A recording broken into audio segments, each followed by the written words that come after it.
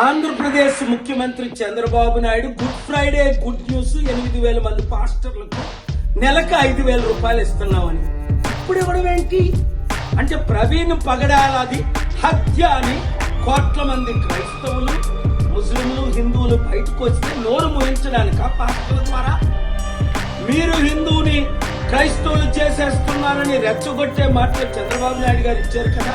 ఆ తర్వాతే కదా పవన్ కళ్యాణ్ స్టార్ట్ చేశారు. ఇప్పుడు 8,000 మంది క్రైస్తవ పాస్టర్లకి 5,000 ఇస్తే మరి 80,000 మంది పాస్టర్ల సంగతి ఏంటి?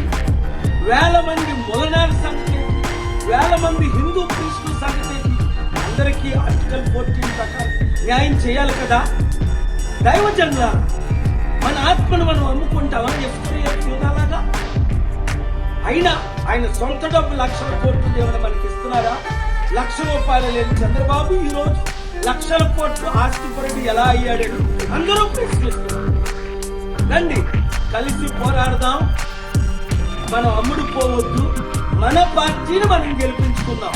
7569441275 ఈ కుటుంబ కుల అవినీతి పార్టీలకు గుడ్ బై చెప్తాం. మనల్ని మనం కాపాడుతాం.